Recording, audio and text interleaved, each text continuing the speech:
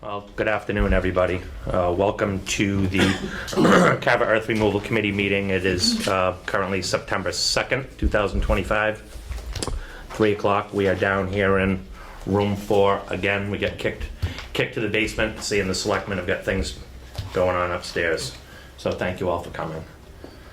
If everybody can just make sure their cell phones are on vibrate or silence, please, that'd be great. We'll recognize board members first, and then the audience if it gets to be that point. The chair or Roger, the acting chair, has a right to stop any conversation whenever we see fit. And just please keep your comments to yourself unless you're called upon.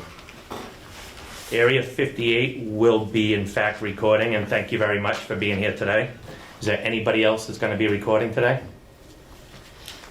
Catherine Harrelson. Thank you very much, Catherine. Anybody else? Perfect. Okay. And if anybody is going to speak, if you can just sign the sign-in sheet, and you can use that wonderfully flowery pen, be great. So with that, we'll move right along to the minutes. I will take a motion to accept or modify the minutes as they're written. So moved. Do I have a second? Second? Any discussion on the minutes this week? No, they look perfect. Anything from you? Nothing from me either. Roger? No. Well, by God, look at that, Susan. You're perfect today. I'm writing this one down. Thank you very much, by the way. All those in favor signify by saying aye. Aye. Any opposed? Any abstentions? We are unanimous. Thank you. All right. What you guys may or may not know is, and you haven't seen, is Mr. Ward is not here with us today. While I have to recuse myself from the ADGA permits, we do not have a quorum, so I've asked the town offices to revise our agenda for today. And we have pushed the continued open meeting till the next meeting, and that we're going to postpone opening the other one for them, only due to the fact that we do not have a quorum. So for that, if anybody's here for those 2 permits, I do apologize for the lateness of it. But that is in fact where we're at today. Is that okay, Amy, or? That's fine. Okay. Yep. All right, so let's set the next potential meeting date. We've got it in here for obviously the first Tuesday at 3 o'clock, which happens to be October the 7th. We're gonna shoot again for meeting room 1. We'll do the Major League Baseball thing, and if we get kicked downstairs, I'll just start saying meeting room 4 after that. But October the 7th, 3 o'clock for the board. Works for me. Mr. Pike? Mike? Perfect. Works for me. Beautiful. So there we go. We are set for October 7th at 3 o'clock.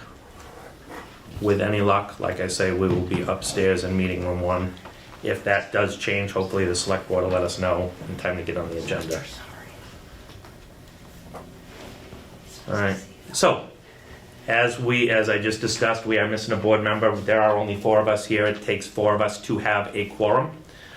And when I have to, or somebody else has to recuse themselves, it leaves us without a quorum. So for that, for the 4th or 5th meeting in a row, I'm going to ask the audience. I'm going to ask the audience at home. Anybody that wants to come serve on the Earth Removal Committee, we're looking. So I would appreciate to have some more members so we don't have to disrupt people's lives more than once or twice if we have to. Okay. Does anybody else, any board members have anything to add to that for Earth Removal members? Okay. Okay. Bills payable. We will, O&M has given us a wonderful spreadsheet of what they are looking for from our coffers for a total of $5,574.77. Pretty self-explanatory to all the board, but there is some hot mix of pothole patching throughout the town, emulsion, and then some crushed stone, and then the construction drainage at Story's Corner, from what the state would not cover, for a total of $3,045 for that. Board's pleasure, would you like to have Mr. Woods come up and explain any of this to any of us? Or are we good? I think the Rose construction that I'd like to hear about. Mr. Woods, if you wouldn't mind? Just stand or? Yeah, sorry, we didn't set you up a table, so. So the Rose construction one for the 3,000 and change was Dave Seatontoff and the town administrator had secured some state funds, and we were able to use all of those funds on the Stories Corner job. But we needed to take 3,000 to pay the difference that the state would be covering. That money was approved a few meetings ago for that job. But now we're gonna be taking the rest of the money, which I have, where am I? I have $15,875.04 from the original 20,000 that was approved, and I'll be using that money to do a drainage job on Plymouth Street, at number 24 Plymouth Street now. Okay. That money will be moved there.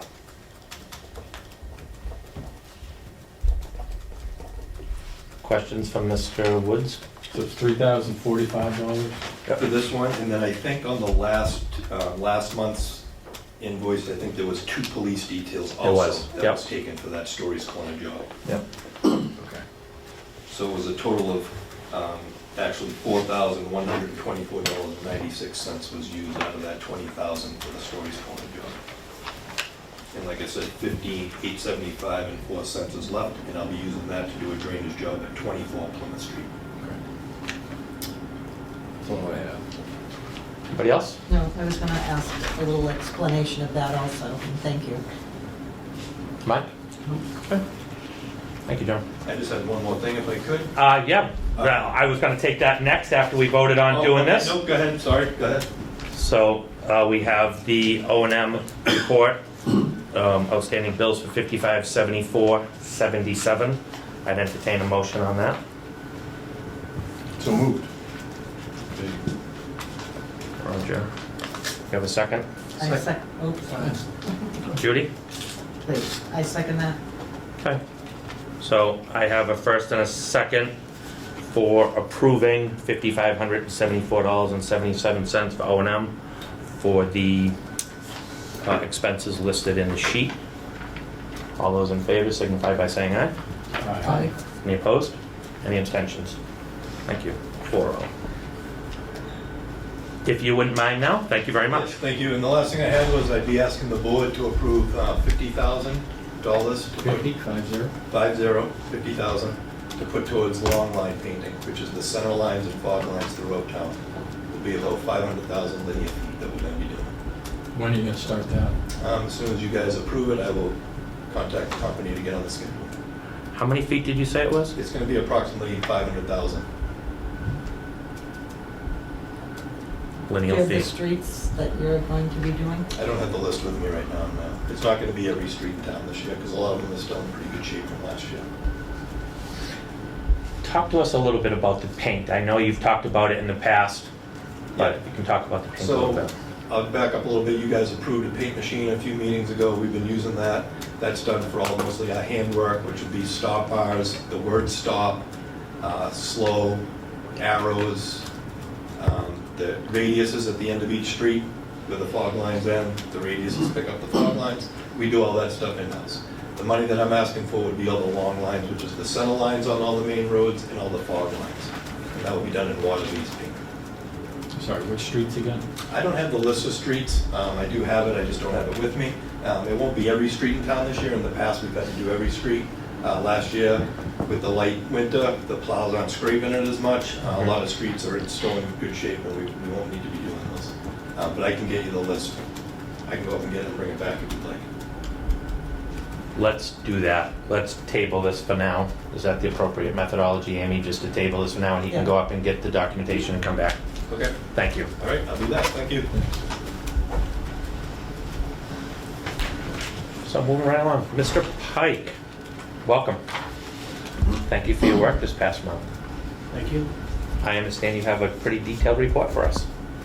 I have 2. I conducted 2 unannounced truck counts at 2 different sites.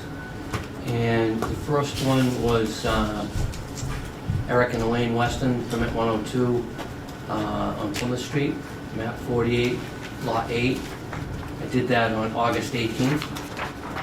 And it became apparent to me, I got there bright and early when I went by the orders of condition. And it became apparent to me that there wasn't going to be any activity other than a lot of small pickups coming in and out. And then there was a large lowboy tractor trailer that came in empty and came out with a large excavator. When I saw all that going on, I made a visual observation. I came in around the side and I saw that there was no equipment on the site at all, so they weren't doing anything, and I terminated the count after that. Good. I can say that the street was clean, there was minimal dust for what they were doing, there was no staging on Plymouth Street. Obviously, there wasn't a lot of material, there was no material being moved, and there wasn't a lot of activity hauling, so we wouldn't have seen that. So that was that. And the second site that I visited was the E.J. Pontiff Cranberries Inc., and that was on Tremont Street, 104, I believe it is. It's permit 24-01, map 13, lot 13-0, and I did that on the 25th. There was a lot of activity there. So the day started off, it was overcast, there was some light rain, light wind. Saw a lot of small pickups and sedans that were marked with the company names going in and out throughout the day. But my main count obviously was the trucks. So there was 48 trucks total. They're allowed 50 that had full load. And there was also around 20 minutes past 10, a Ryco truck came in, a dust mitigation truck with the water, and he spread water on the road. It was starting to kick up a little bit. The sun came out and it was drying out, so, and that worked very well. It brought the dust right down. And mostly it was tractor trailers, a couple small trucks that came. And overall, there was very little dust. It was controlled by the mitigation truck. And I saw the stop sign was in place. You folks probably already know that, but I had never been to this site, so that was one of the orders of condition. And the trucks were very, very painfully slow and courteous, going in and out, and that helped minimize the dust. And that's basically it. So 48 out of 50 trucks. And Good. So the contractor's doing what he said he was, yes. and we were pleasantly surprised. Pop-in visit like that, that's very nice to do. To understand exactly that they are doing exactly what they are supposed to be doing. That's what I observed. I like it. Anybody have anything for Mr. Pike from the board? Do you have anything else for us? That's it. I appreciate it. Well, that's a hard-fought day or two. I'll do more. Thank you very much. Okay. How would we handle, Amy, the site visits that Roger's looking to push? Can I talk about that, or should I leave the room? No, you're not gonna talk about it, you're just gonna skip over that agenda item. Okay. So, agenda item number 8, the discussions of the site visits that everybody at the board made, other than me on the 9th, had to add to the sites. We are going to continue that discussion till Mr. Ward is here. He's not here today. So, Vice Chair Shores had asked if we could push that off. So, thank you, Amy. All right, so moving right along. Potential site visits for this month. Looking for some guidance from the board. You see that I have nothing down. I'm looking for you guys' guidance here. And I looked back, it was back in May that we did site visits for the AG Makepeace properties. Okay, So I was thinking probably like November, okay. do a site visit there, To make these. yeah, instead of like October or December. Okay. That was my thought on So- those two. It shows here, we were at one of them, Federal Road, on the 17th of May. And I would imagine, yep, 17th of May on the other one as well. And then the last one we were there. So we did the 3 permits on the 17th of May, so if we go to November, that's 6 months apart. We should see some activity at that point, some cleanliness. I know that they've done some work, but I'm all in favor of not doing a site visit in the month of September. I'm on board with that. Okay, Mike? Sounds good. So, Yeah, okay, good. So look at that, you got the month off for site visits on a Saturday morning. Okay, all right. You guys all know Town Council Quessel. Amy has been kind enough to join us today. Really, one of the biggest reasons I asked that she be here is so she can help us navigate the application fee discussion. Mike, you've been very, very good at spearheading this. You've done a wonderful job, I think, at a staggered or a sliding scale, if you will, for application rates. If you'd like to take over from here, and then we can see what Amy's perspective is on this, like we talked about at the last meeting. And I know that in the bylaw it says it needs to be reasonable, right? So, and I believe that you are, but we have a lawyer here to tell us if that's true or not. So with that, take it away. Okay, currently the fees are $100 for any amount, but I was proposing that we keep $100 for removal from 1,000 feet to 9,999 square yards, and then raising the fee to $200 from 10,000 square yards to 49,999 yards.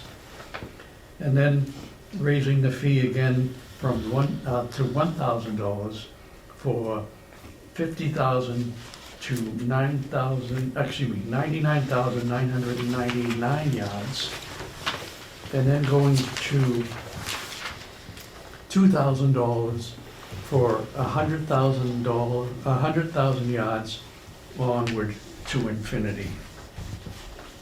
So that was, I was thinking about that. I'm not sure if the rates are right, but so is that a motion or is that just a? Well, I think what Mike has just done is laid out what he had talked about at the last meeting, and I do appreciate his thought pattern on this. Certainly would like to discuss it with the board, and then Amy can kind of maybe walk us through the mechanics of that. Does this seem appropriate to the board first before we get into the mechanics of it's reasonable or not? Looking over this now, my only comment was, I don't like the word infinity. So I think we should cap that Okay. and then have to probably either cap the amount that we're allowed to remove or increase the fee for the next 100,000 cubic yards. If you know what I mean. Because we're putting up increments from 10,000 to 50,000 to 100,000. So if it's 150,000, it should be possibly another fee amount and not just do, I think you're getting into the realm of unreasonable, okay. but we're gonna No, let no, Amy well, I'm answer that just here in a asking, moment. Like, where is the cap on that? Well, I also don't like the word infinity, but so it would be 100,000 or over. Okay. Yeah, it wouldn't be infinity. I would agree with that. okay. So Judy, what you were suggesting is that it was $2,000 application fee for 100,000 yards and up. Are you suggesting that we continue to raise it based on a 100,000 yard increment? Yes. Until, I guess, maybe I can, or look back at some of the permits and see what is the largest volume that anybody has asked for, because I feel that we should cap it at a point and then have the applicant come back with another plan or continuation. I don't think it should be like an endless amount. And I don't disagree with you. We have permits now that are up to 1.5 million Yeah. that are currently active Oh, permits right now. 4.4. We have permits right now, and thank you for your comment. We have, we have, Correcting your inaccuracy. thank you very much for doing so.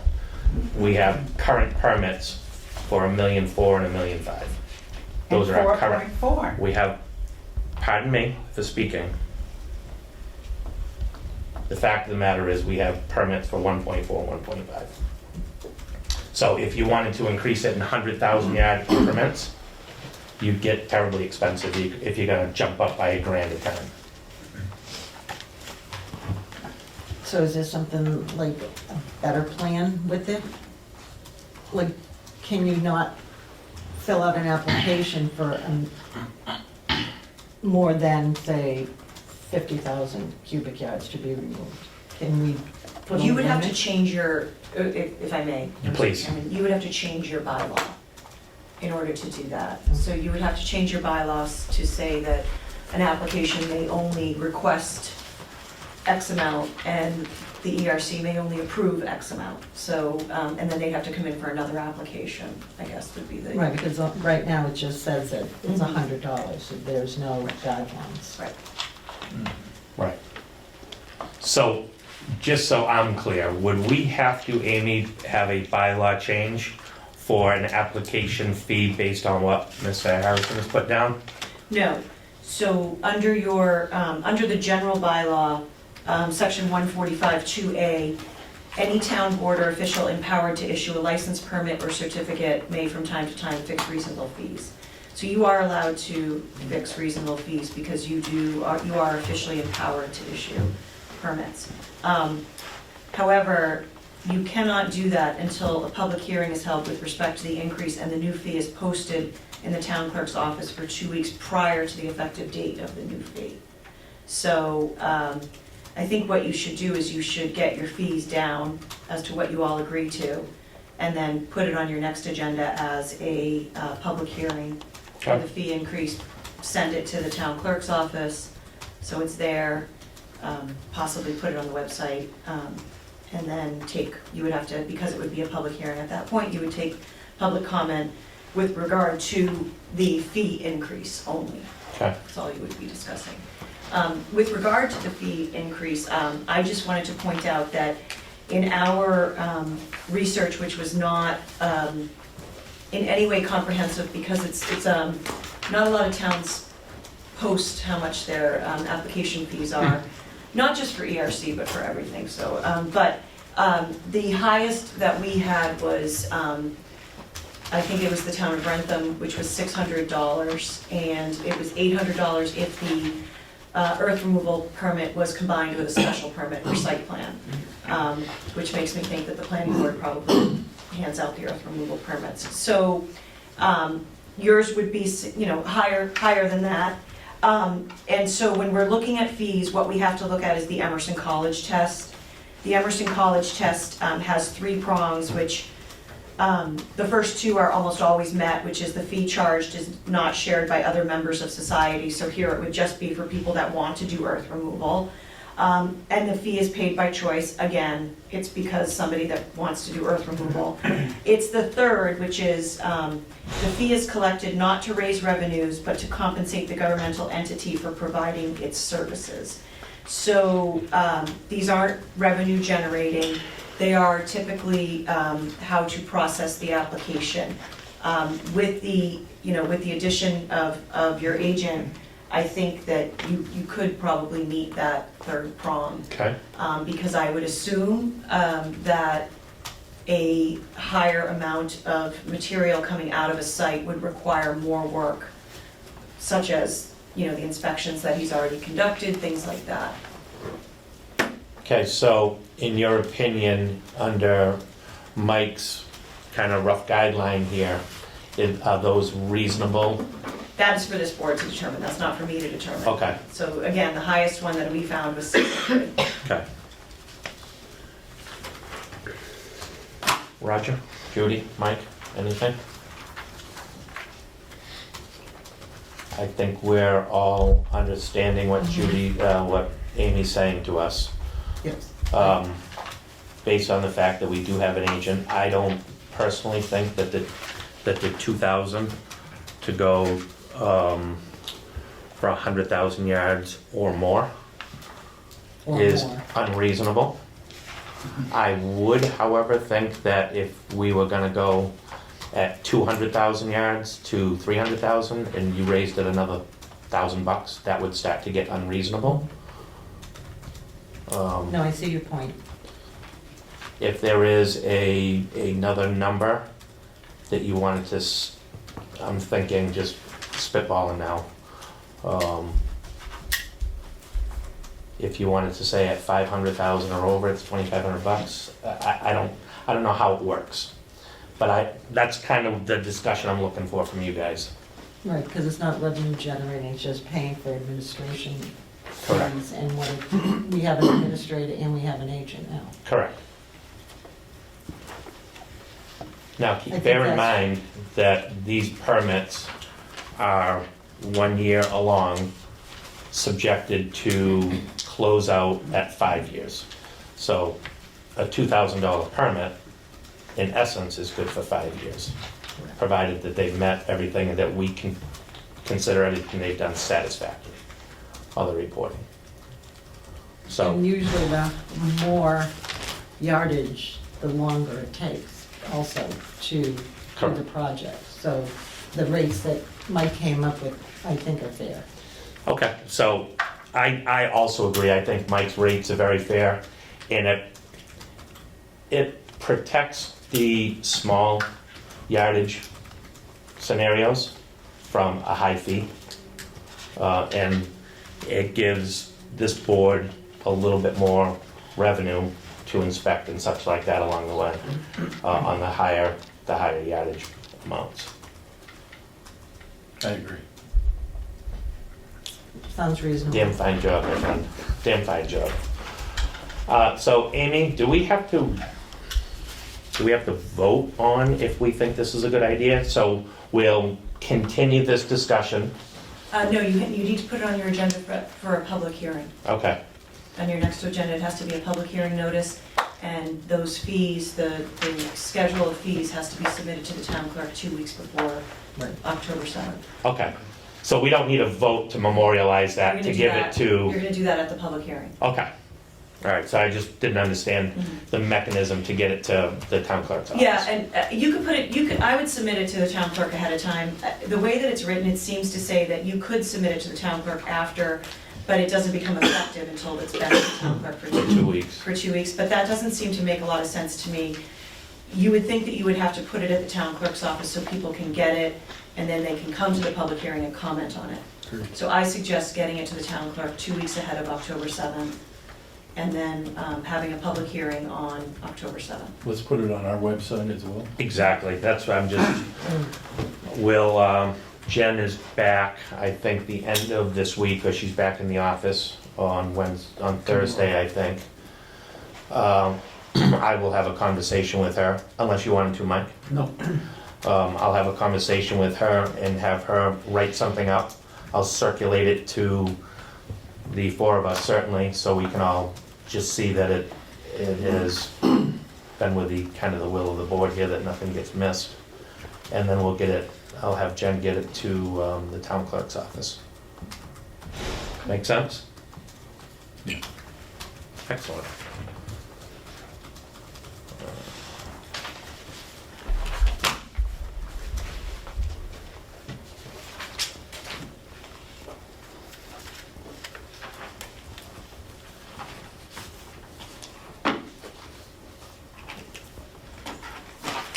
Okay. Well, that was a lot of work, Mike, and I do thank you for your thoughts. I do thank you for how you've taken care of the small guy as well as the board with the bigger permit, so thank you. All right, Mr. Woods, thank you very much. I apologize for having you go get that Copies list. for everybody, so Oh, that's the beautiful. list there.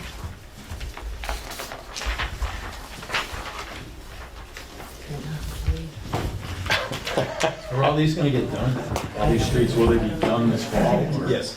Are there copies for the Yeah. public? I believe that there's an extra copy. Yeah, I can. For the roads. More if you want to. Yeah. So what Mr. Woods is... No, I think the whole room should have He's copies. he's gonna say what they are. I am. So what Mr. Woods is proposing for the long line painting for the ask of $50,000 for 500,000 feet of lineal feet of center lines and fog lines is on Federal Road, Cranberry Road, Meadow Street, Silver Street, Purchase Street, Tremont Street, Pond Street, South Meadow Road, Church Street, Mayflower Road. Church Street's on here twice, must need it bad. Sorry.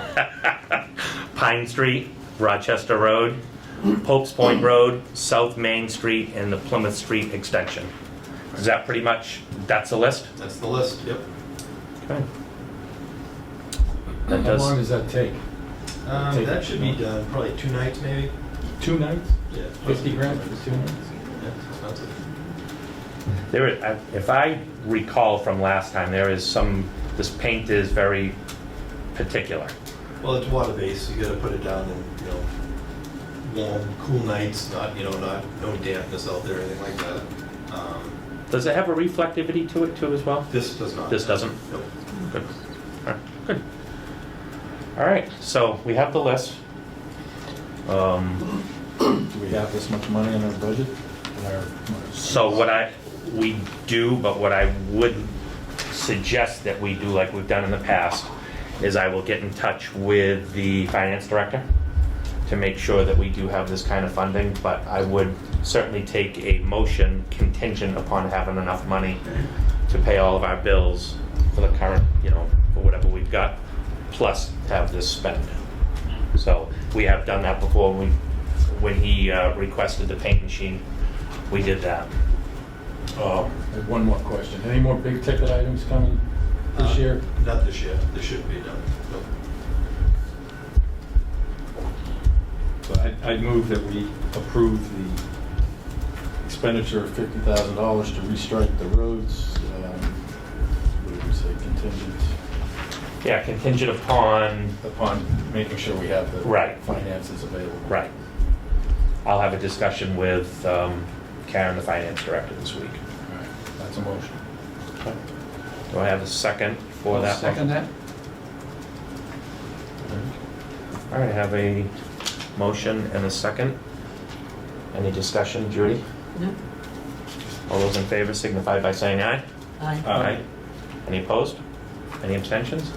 John, thank you very much. Really appreciate you getting us that list. Thank you to the board for all your continued support. Thank you. Thank you again for all you do.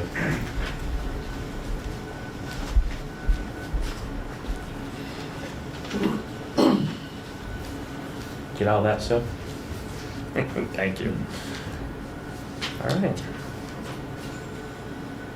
We now are on to opening the public hearing for Route 44 Development LLC, located off of the Green Parkway, formerly known as Montello Street, map 20, lot 2, public hearing for Bowler Engineering. George, you're up. I have nothing to say, Mr. Chairman and Board. I think you all know where I stand. I shouldn't say I have nothing to say as I continue to talk. My position is, as I said the last time at the last hearing, I think you all know it, so I don't want to waste your time.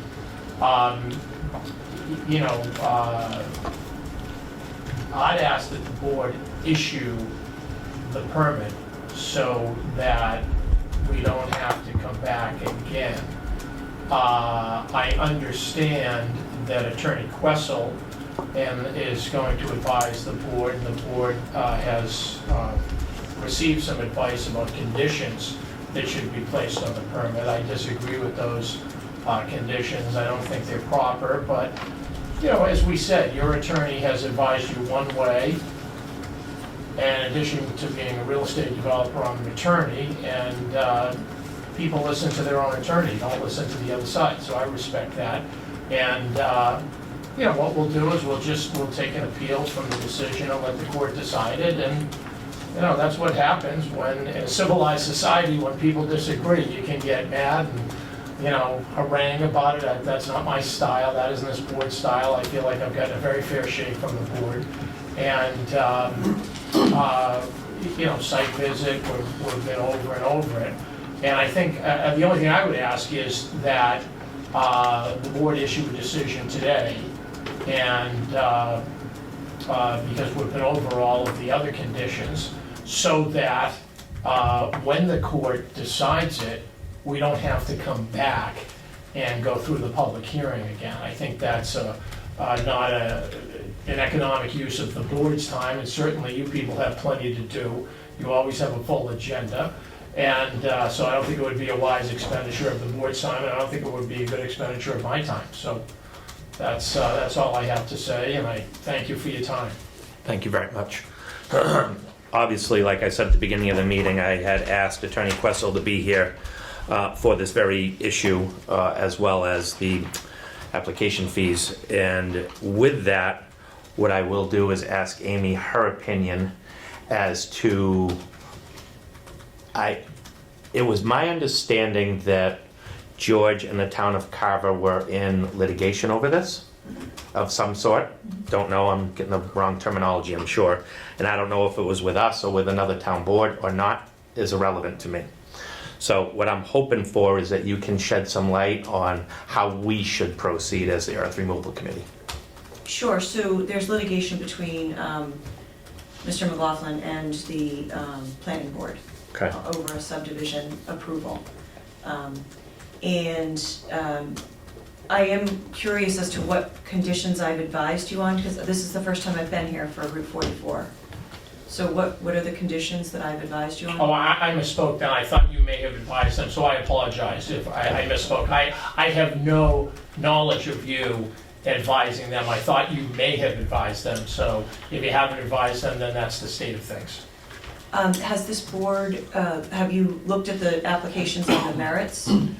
We have looked over it's been a while. Yeah, I don't recall that you have actually gone through the merits of this, so I'm not really sure how, if this gets appealed, it won't come back to you. So in any event, what the bottom line is here is that what Mr. McLaughlin is proposing falls under earth removal as defined in the zoning bylaw. And earth removal is not an allowed use in the GBP, Green Business Park District. And there are no use variances allowed in Carver. So essentially, he's asking for you to permit an activity that is not allowed pursuant to zoning. Okay. So it's really not properly before you. I do note that there is a proposed article on the fall town meeting to change the zoning. I would recommend that they come back after that, see if the zoning changes or not, but that's up to them. Okay. If you deny it here, they would then have to refile. Refile. Yeah. So it was, If go ahead. I don't mean to interrupt you, but I disagree with Attorney Questle. It's not allowed as a principal use under the zoning bylaws, but it's allowed as a secondary use. And as you know, what we've always wanted to do here is we've wanted to create a subdivision, and the removal of earth has always been secondary, not our principal use. And so I disagree with her characterization respectfully. Also, we have had, we've had a public hearing on this. I mean, we get into the nitty gritty with Bowler. It's been a while, but, back in January and what have you, we got into a lot of detail. Bowler came in. We get down to the detail of the phasing. We get into the detail of the number of truck trips. We get into the detail of the unique location of the property, because it's right out there on 58, right near Route 44. We get into the detail of the truck routes only coming out and going right and what have you. So, I felt, and correct me if I'm wrong, but I felt that we were on the verge of having approval from this board, and then what happened was the town planner, Mr. Bott, had a meeting and he advised people that, the planning board didn't want to have earth removed from the site, and so therefore the earth removal committee shouldn't allow dirt to be removed from the site. I never understood that because it's your board that is the board charged with earth removal. So I don't know why the planning board's telling you folks when you shouldn't allow earth removal. But that's neither here nor there. You have your advice. All I'm saying is, we've had a hearing on the merits here, and I'd ask that you issue the permit. I mean, I've really been put through the ringer here, and I don't think it's fair to me, under the circumstances, to have to come back and have a whole public hearing again. I mean, the quantity was clear. You said you were gonna allow us to remove material on Saturdays, certain hours. We were talking about the number of trucks per day. I think it was 50 a day, and you were even talking about maybe letting me exceed that. You hadn't made any promises or anything, but None of the things that you talked about were promises or made. I don't mean to say they were. Okay, good. Just if I I'm said- clear here, do not put words in this board's mouth. I won't. Thank you. I apologize, but that is my memory, not your.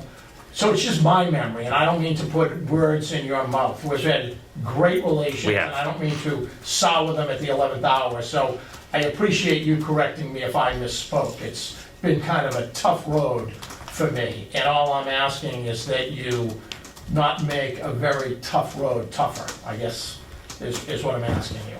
So, Mr. Chairman, Please. he's absolutely misspeaking when he says that it's allowed as an accessory use.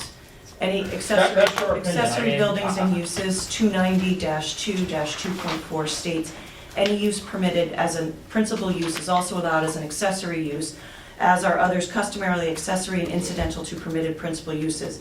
The occupation or profession shall be carried on in wholly principal building, blah, blah, and then it goes on and it lists them. It's home occupation, as of right, home occupations by special permit, accessory scientific uses, borders and single-family dwellings, dimensional regulations for accessory structures, and then major recreational equipment. So earth removal is not allowed as an accessory use. That is not the case. Was the application peer reviewed by this board, or? It was not peer reviewed. Okay. No. And that is why, because this had a lot of eyes on it, that is why I got with the Tom Bott town planner and a bunch of other town board heads to discuss this, because I didn't want to step on other people's toes and do what was illegal or wrong. And that is how we are here today. So Mr. Bott didn't stick his nose in it. He was asked. I didn't say. No, that, I'm just- so I'm we're just- clear about that. Okay. I'm just telling you how it went, is that I asked for help. This is new to most of us on this board, and it is important to me and this board that we get it right.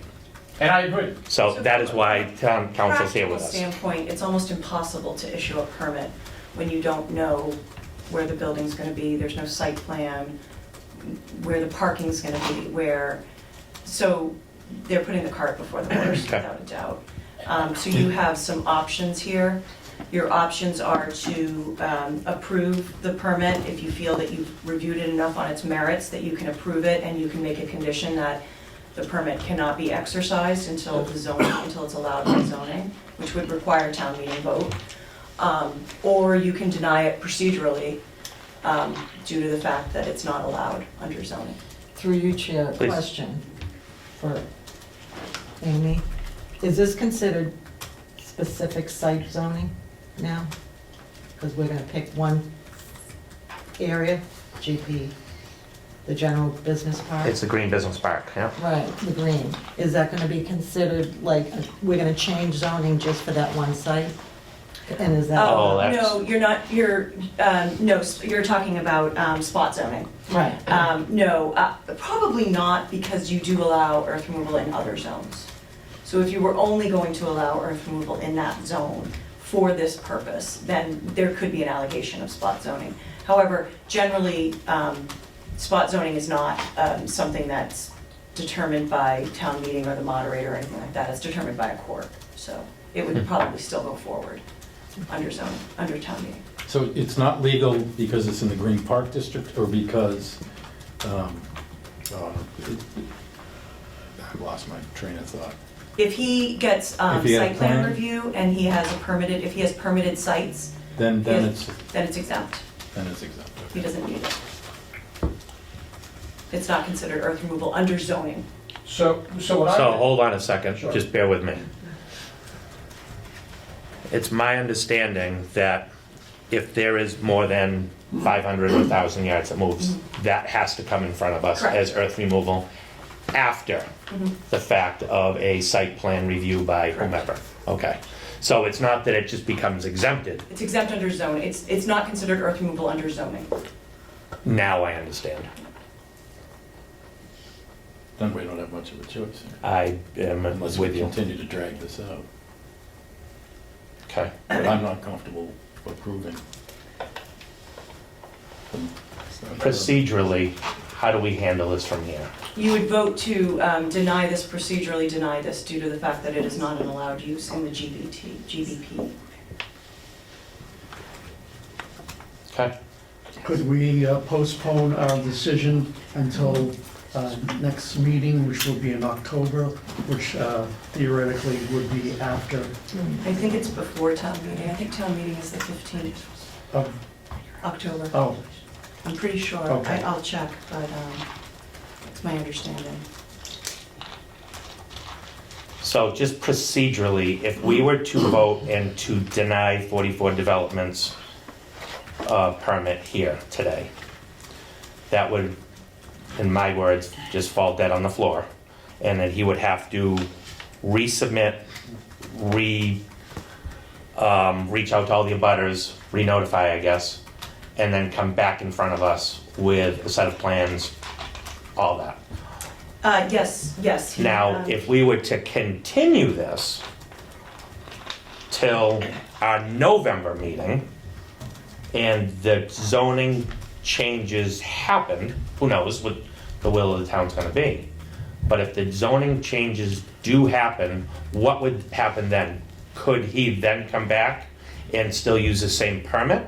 No, he would have to get the site plan. He would really have to be exempt from the zoning to not be earth removal. Well, no, I guess he could get his earth removal permit probably, yeah, Okay, And use probably.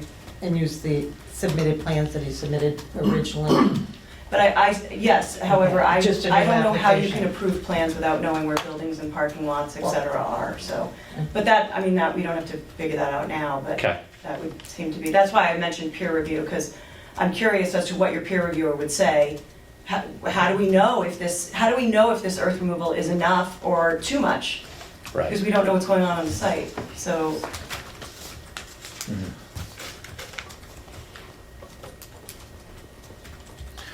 George, I'm guessing you're gonna wanna speak?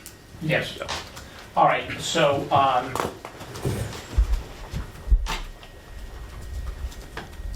this whole issue, what your bylaws say, and you folks know this better than I.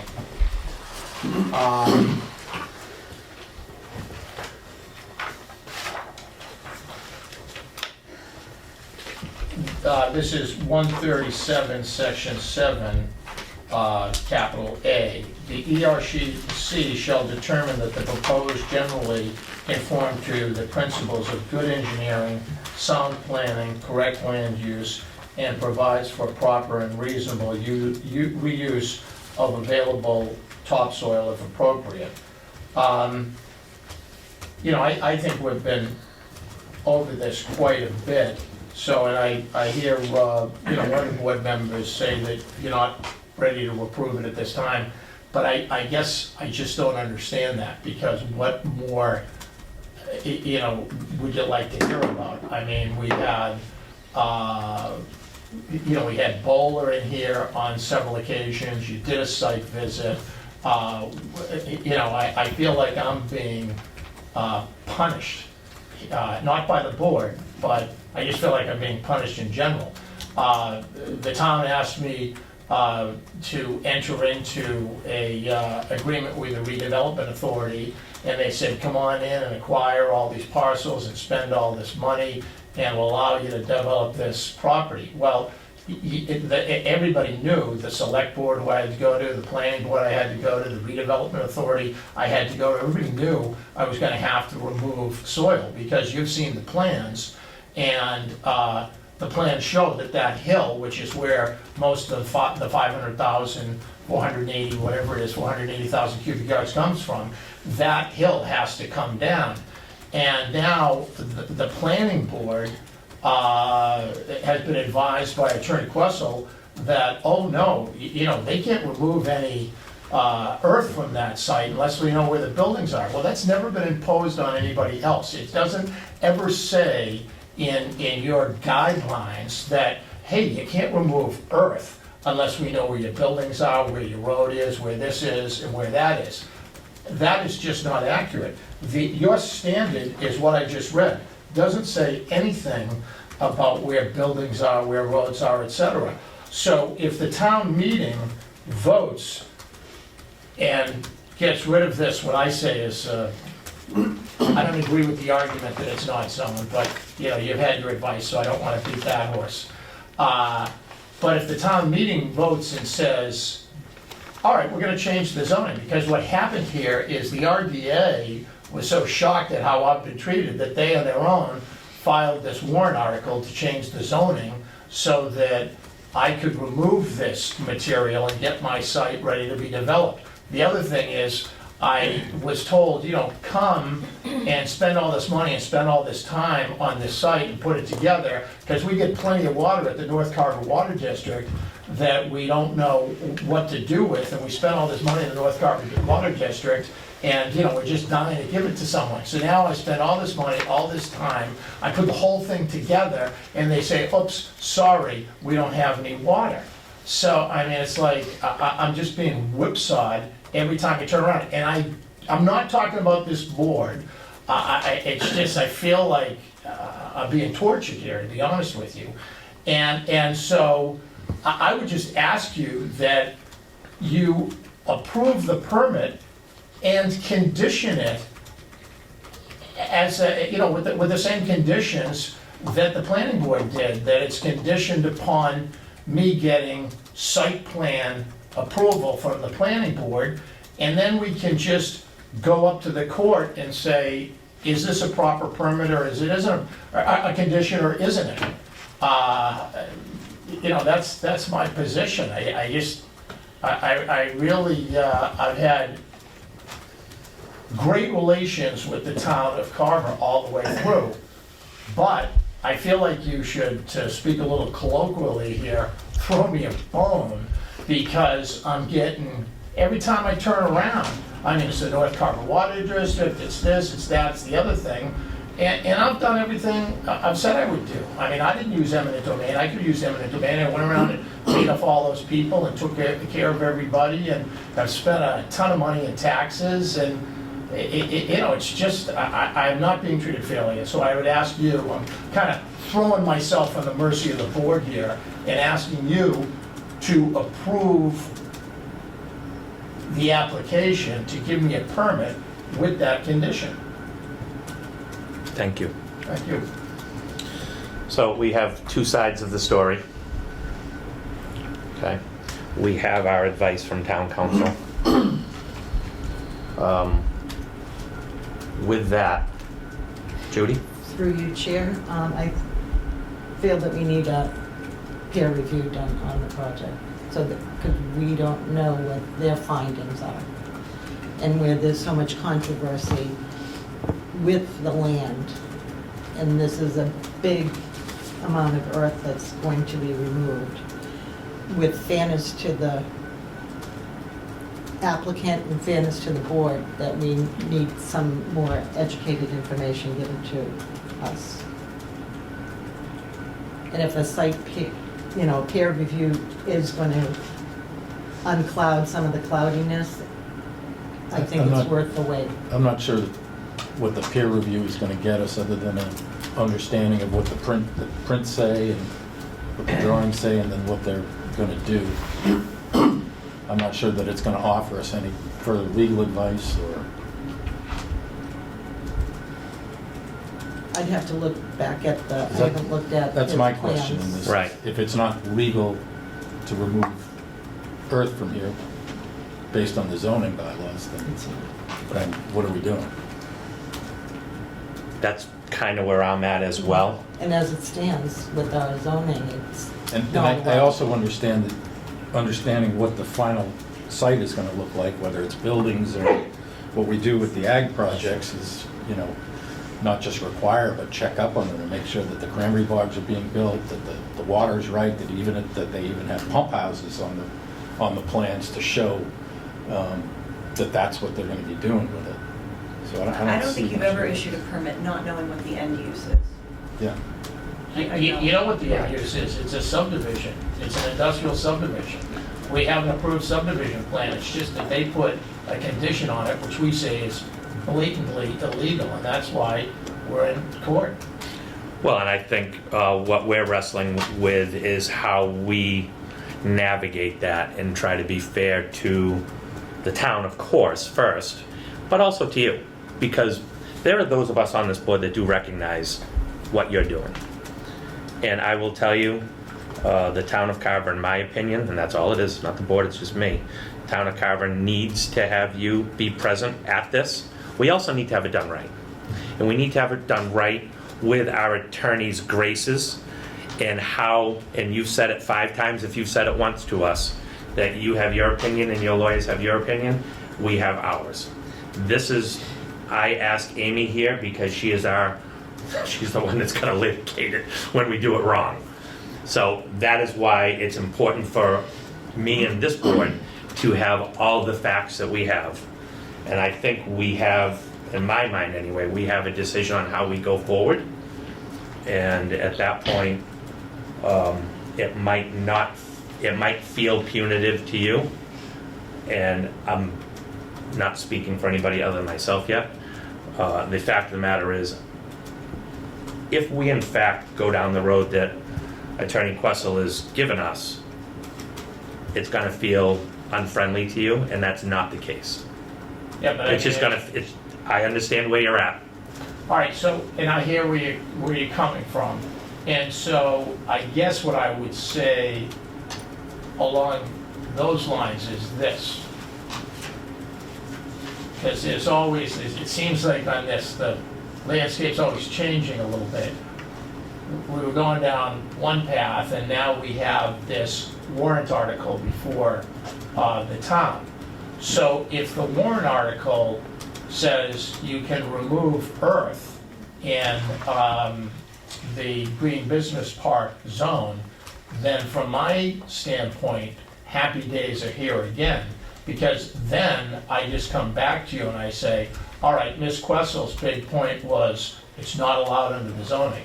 Now it's allowed under the zoning. So the only thing that applies is your standard. But I've been listening very carefully to Ms. Questle, and she says, oh no, but that's not the only thing. You know, you gotta tell them where the buildings are and this and that. That's not the law. That isn't in your bylaws. So I just want to have a clear understanding with the board that I feel like the goalpost is being moved, not by the board, but by Ms. Questle's opinions. So she gave her opinion, and as a result of her opinions, the RDA went and filed this warrant article. So now if the warrant article passes and they say, look, let's forget about all of this zoning mumbo jumbo, it couldn't be clear. Green Business Park permitted, beginning of story, end of story. Then I'd like to come back and get my permit. And if you feel some peer review would be helpful, then fine. I don't have any problem with peer review. That's fine. But what I don't want to be hit with, because it's just, the rules keep on changing and the goalpost keeps on getting moved on me. Oh, but you know, where's your road gonna be? Where are your buildings gonna be? Well, I mean, you know where my road is because it's in the subdivision plan. I haven't been going through this 13-year odyssey spending, you know, $13 million to grab 480,000 cubic yards of sand. I mean, that is not my end game here. My end game here is to turn this into an economic engine for the town and hopefully make some money at some point in time. So I just would like to leave here with a clear understanding from the board that, fine, let's continue it. Let's wait to see what the town meeting does. Let's get, if you decide it's what you want to do, some peer review and, you know, some more eyes on this. But I'd like to have a clear understanding that if the town votes to put a P under Green Business Park in the zoning table, use table, then I'm not gonna be hit with, where are the buildings, where's this, where's that? Mr. Chairman, But may I finish? I thought you were, I'm sorry. No, I wasn't. The standard is good engineering, sound planning, correct land use, and provides for proper and reasonable reuse of available topsoil. That's the standard. Thank you. Thank you. That is not the only standard. 136.5C is the site plan that's required. The site plan that's required is to show, this is just a sampling, proposed roadways, existing and proposed buildings, location of sources of water, sewage disposal, parking, loading areas, easements and other rights-of-way, walls, fences, ditches, streams, ponds, known permanent monuments, and other cross-section profiles, contours. Those are all required for your site plan. So now that Attorney McLaughlin has brought that up, I guess I would say, if you do plan on denying the permit tonight, you would deny it on procedural basis that it's not allowed, and also the site plan is not sufficient. Well, it Because is the site sufficient, plan it shows does all not- those things. Does not show proposed buildings, it doesn't show proposed parking, proposed vegetation, things like that, Well, so. I think. Excuse me, I'm not finished. Well, it shows all those I'm things. So not hold- finished. You're saying. I am not George, stop, finished. please. She was more than patient for you, so show the same respect, please. Thank you. So the site plan is not sufficient. This is something that would come up in your peer review. Your peer review, you hand over a plan to your peer reviewer, you hand over your bylaw to your peer reviewer, and they come back and they say, this isn't shown, this isn't shown, this isn't shown. So clearly those things are required. It's in your bylaw. So again, it's 5C that those things are required on the site plan. So that does open up another avenue for a denial if you wanted to deny it based on that. Mr. Harrison, the town meeting is actually on October 7th. Oh, jeez. I did just check that, so. But- But it's at 6:30, so it would be after this meeting, Right. so it wouldn't help at all. so. We've had that issue before. But I think the board needs to make a decision on this and move on. Thank you. 'Cause May I, One last thing. Go ahead. the plan you have before you shows all the things that you just recited. Okay. Thank you. So, I mean, I guess I'd ask you to continue it. I guess that's what makes the most sense in this, under these circumstances. So what I'm inclined to do, based on the discussion here, is ask for a motion from the board. And then we can have some discussion on it. We can open it up for a couple of audience questions, if there are any. And we can go from there. So do I have a motion? I'm gonna move that we deny the permit. Are you having public comment I will after we make the motion after and you vote? after we get into a discussion point. We're not gonna vote first. We're just gonna make the motion. I'm Okay, gonna second Roger's denying of the application. okay. All right, we have a motion and a second. Any discussion from the board on this? Any more discussion? I just looked at 136-5C, as Amy pointed out. and, You know, I agree, I feel bad. But at the same time, I think, you know, we're a very new board, and I think the things that have happened back in January, discussions that we've had, certainly no promises were made, but it's also we're on a learning curve here as far as what we think we need in this All those case. things, And are- that is why In this we've asked case, for help. C, they've all been in there. They're all in the plans. We filed that. Not existing and proposed buildings, locations of source water, wetlands, primary recharge areas. No, we show all of those things. We show all of them, maybe not the buildings, and that's why I'd asked you to continue it, but we show, So, we have okay, the planning board But it's clear to me here. that definitive that's- plan. George, just thank you. Anything else from the board? Thank you, Roger. I'll take a couple of 3 questions from the audience, 2 minutes max, if anybody has anything. George, you've had plenty of time. but Just bear with me. I'm trying to let some other folks All speak. right, but just before you vote, I'd like to say one other thing, and I appreciate your time. Do we have any? Yes, sir. Yeah, I'm actually just here to object. If you could stand up and state your name, please, Yep. that'd be great. We don't have, he did sign in earlier. My name is Derek DiCarlo. I'm a resident of Plymouth, former resident of Carver. I'm just here to object to the whole thing. It's the only reason I'm here today. Mainly because I did my research on it. I have satellite photos of the area. I know the area pretty well. I know it's a great walking area for people with their dogs. I think it's very bad for the environment with what they're planning on doing. So just for obvious reasons, I'm just here to state an objection to the whole thing. Like I said, there's a lot of wildlife and people like to go out there and walk their dogs. And not only that, but also based on what was posted to the website, not only regarding the amount of money that's gonna go into it, but it's also bad for the water supply for the entire town. So, that's it. Thank you very much. You're welcome. Anybody else have anything? George, go ahead. Yeah, if you're gonna deny it, which seems the way you're going, I would ask that you put in the motion denying it, so it's clear to the courts that you're denying it. Maybe there are several reasons, but I think one of the reasons is this issue of the zoning and whether it's allowed under the zoning. I just want that to have a clear record, so that when we go to court,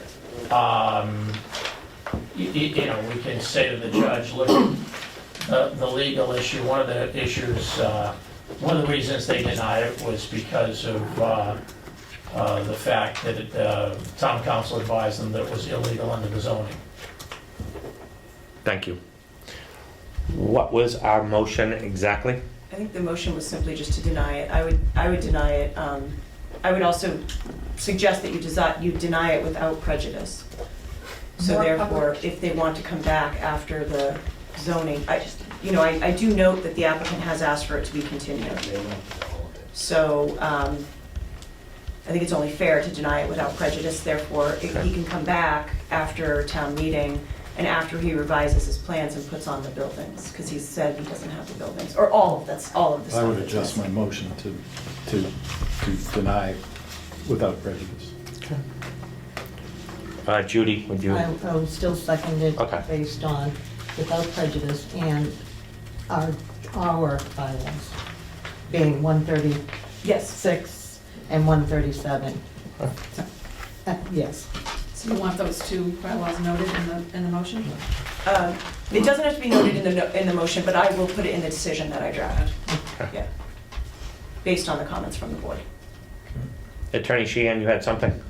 Sure, I think there are other people who would like to provide public comment. There was no hands when I asked twice. That's why I am, that's why I, Sure, I have 2 minutes, please. you may. I'd also like to note that you apparently already voted, so. haven't voted. We have not voted. I made a We have a motion and a second. We have not voted. Okay, but you said how you were going to vote. We have a motion All right. and a second. Okay. So I Catherine? have public comments and Catherine has voted. Okay. 2 minutes. Thank you very much. Hi, my name is Catherine Harrelson, and I work for Community Land and Water Coalition. We're a grassroots organization based out of southeastern Massachusetts, engaging the public to come to meetings, submit public comments, and engaging the public planning process. We partnered with Olin College of Engineering this past spring to collect sand samples from an impacted resident in Carver who was getting sand dust blown onto their house from an abutting sand mine. Olin College of Engineering, under the guidance of Air Partners, actually collected sand from the resident's home and analyzed it at their college. They concluded, and this is based on expert testimony that has been previously submitted to the Carver ERC and copies available at the Carver ERC and from Community Land and Water Coalition. But the expert testimony from an expert in air analysis, Scott Hersey, who works for Air Partners, concluded that silica dust is generated by the earth removal operation at the active earth removal site at 0 Rear Plymouth Street in Carver. Just some background, silica is a component of most sand found in the world. The silica component of sand is considered crystalline if atoms are arranged in a particular crystalline formation. The silica sand is considered respirable if it consists of small airborne particles less than 4 microns in size. Respirable crystalline silica, or RCS, is classified by the International Agency for Research on Cancer, an agency of the World Health Organization, as a carcinogen to humans. And OSHA also regulates silica dust as a hazardous substance under the hazardous communication standard. So the report goes on to say that the Olin students collected and analyzed the sample from a resident in the town of Carver. And they concluded, they analyzed the sand sample at their laboratory using methodology involving scanning electron microscope and energy dispersive X-ray.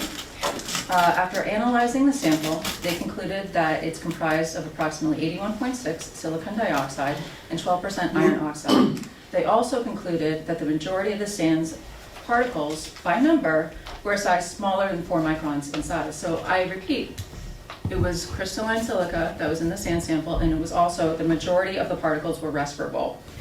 So Scott Hersey goes on to conclude that it's my expert opinion that the sand collected from the Carver residence, as described above, is respirable crystalline silica or silica dust.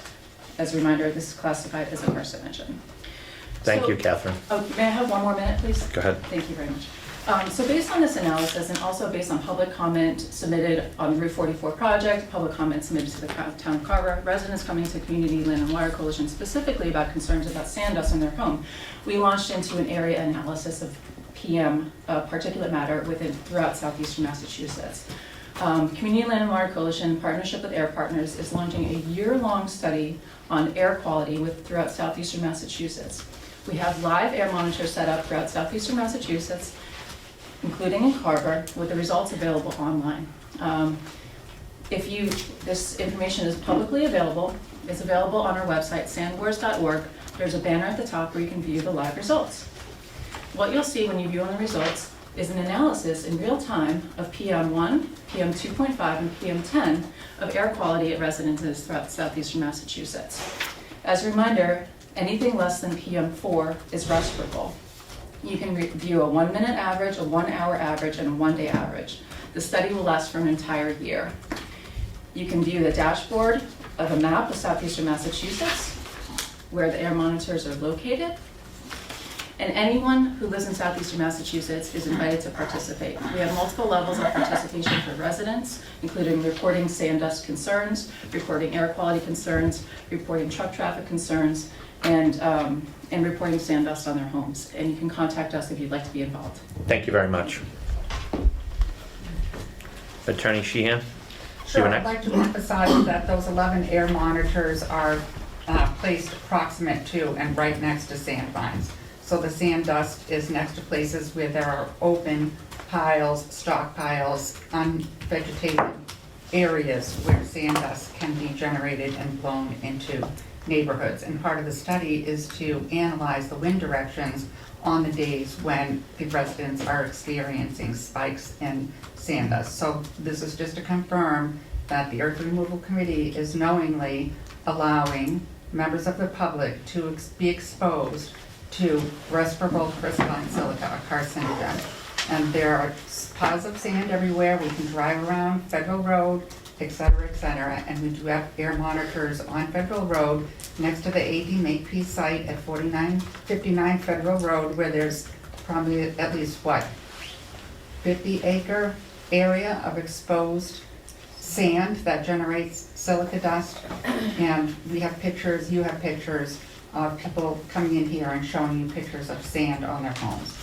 As far as Route 44, you should clearly deny this. I agree with Attorney Pressel that it's not allowed under the zoning table. It says it right there. There's a big N under Green Business Park for earth removal. If you look at the bylaw, earth removal bylaw, you have to determine that it is the proper land use, which means you have to determine whether it's allowed under the zoning bylaw, which it is not. The site plan review is incomplete, the application is incomplete, does not show the buildings and the other items that are required. You also have to make a finding that it's necessary and incidental. There has been no alternative presented to removing the 500,000 cubic yards, $10 million worth of sand. The site can be developed within the existing topography. That was proven when you had the application from Hillwood about 2 years ago, who came in here and was going to put in commercial development, but did not require earth removal. For some reason, they did leave town, I think perhaps because of the absence of water. But if you do go ahead and approve this, you should certainly have conditions. We will be submitting, and probably have already submitted, a long list of the types of conditions that should be imposed to protect the public from silica dust exposure. And this would be a noise, dust, and odor control protocol. You've been using this one-page form for 35 years. That is not adequate.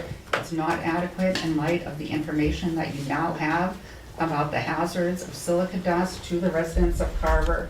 You are not protecting residents. You're violating, these operations are violating these regulations for exposing people to noise, dust, and odor. I can provide you with all the details on that. And the Board of Health should certainly be involved in trying to protect residents from the silica dust. Thank you. Thank you very much. Yes, ma'am. Can you stand up and state your name, please? I haven't signed in. Would you like me to? I would love that. Thank you. You can actually, you can sign in after, just in the essence of time. Oh, well, it won't take long. Thank you very much.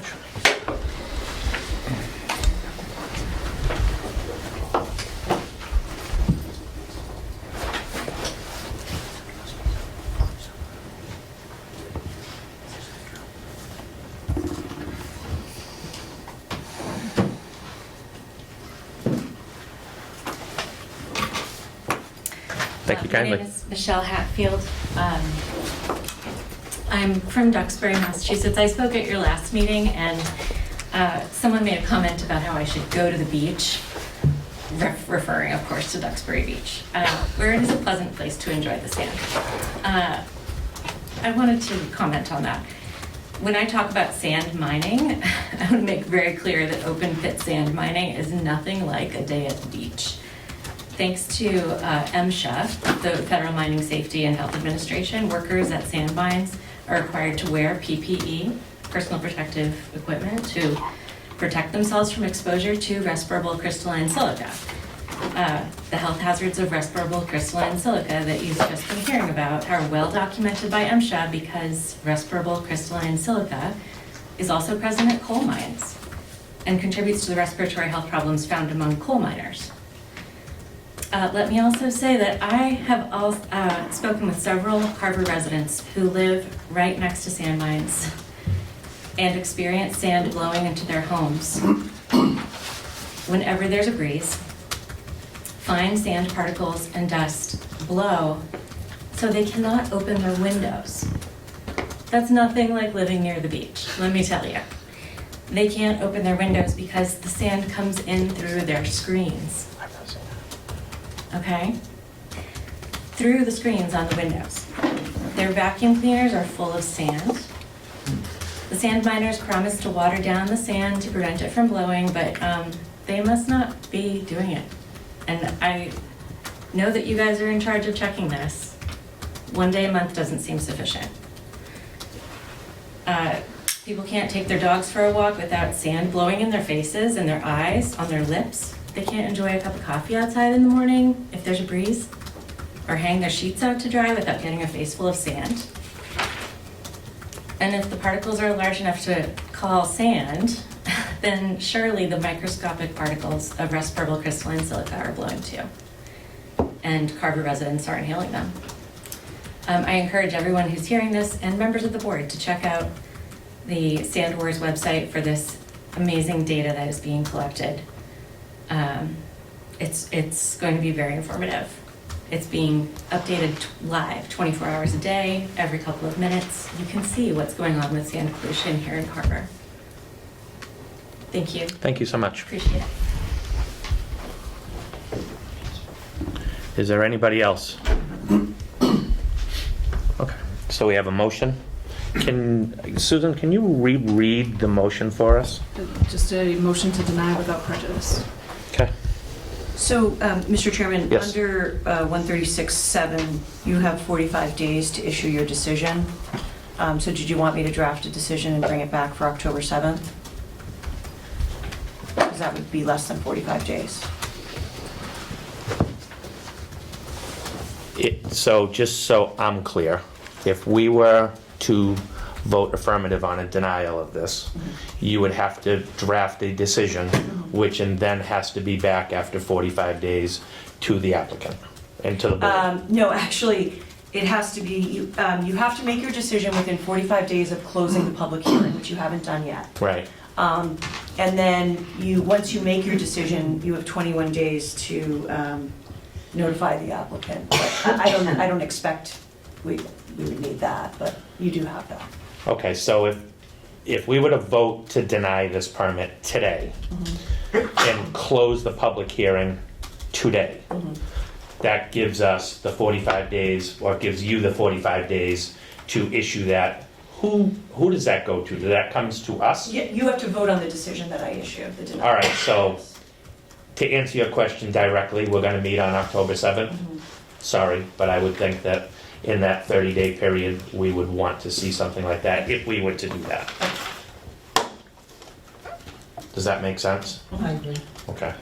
So we procedurally, backwards here, should we be closing the public hearing before I made that motion? You can close the public hearing normally, yes, you close the public hearing. Normally, you take public comment, then you close the public hearing, then you make your motion. That is your motion, then you have to either one of you has to draft a decision, or I draft a decision, or. Well, we know where that's going. Or, so, you direct town council to draft a decision, which then you vote on the decision. So obviously with your decision, it's a denial, you're gonna have findings, and you have to vote on those findings. Okay. So, and we're gonna ask you to draft a decision should it go affirmatively on the denial. And we will come back on October the 7th and then vote upon the findings that you've drawn up. Yes. Okay. Clear as mud to me, so. How about you guys? Everybody clear with what Attorney Questle has given us for information? Yes. Okay. All right. One more time with the motion, please. The motion is deny without prejudice. Okay. All those in favor signify by saying aye. Aye. Aye. Aye. All those opposed? Any abstentions? Thank you. And George? you need a motion to close the public hearing. So we'll, Make a motion to close the public hearing on Route 44 Development LLC, located off Green Parkway, map 20, lot 2. do I have a motion? Do I get a second on closing the public hearing? I'll second that motion. Roger. Judy. Any further discussion from the board on that? All those in favor signify by saying aye. Aye. Aye. Aye. Any opposed? Any abstentions? We have 4-0 again. Thank you. George, thank you. Thank you for your time. Appreciate you. Okay. Right. As I stated at the beginning of the meeting, I have to recuse myself from the ADGA Realty stuff. With that, Mr. Ward is not present tonight. We do not have a quorum. So we will further continue these. We'll continue. Mr. Chair, I'm sorry. I have an RDA I'd like to share. with the Just let committee, me, relative to one of these properties, if you'd like. so to we know. can't talk about it. We're not going to talk. We're not going to talk. I expect you to. We're not going to talk about any of this. We're going to continue the 0 Mayflower Road permit till the next one. I should make a motion for that. Yep. Make a motion to continue You can show them, I guess. the public hearing for ADGA Realty, located at 0 Mayflower Road, map 122 lots 2, 4, 10, and 18. Do I have a second? Second. Any discussion? All those in favor of continuing the public hearing for Adga Realty located at 0 Mayflower Road, map 122, lots 2, 4, 10, and 18? All those in favor signify by saying aye. Aye. Any opposed? Any abstentions? You are, Thank you. you're abstaining. Right, 301. yep. And then we are going to postpone opening of the public hearing for Adga Realty located at 0 Fuller Street, map 49, lot 4-A, until the next meeting as well. That has not been opened, so this is a postponement of the opening of that meeting. Okay, and I'll take a motion on that. You need a motion to postpone it? Amy? Do we need a motion to postpone it? Yes, you do. Okay, I will move that we postpone the open public hearing for Adga Realty located at 0 Fuller Street, map 49, lot 4-A. Do I get a second? I second that. Judy, thank you. All those in favor signify by saying aye. Aye. Any opposed? Any abstentions? Thank you all. And with that, I will take a motion to adjourn. I second that. I make a motion. You'll make the to adjourn motion? Meeting. I'll second it. Sorry. All those in favor signify by saying aye. Aye. Any opposed? Any abstentions? Thank you all. Thank you all. Thank you, everybody. I really appreciate your comments and your time.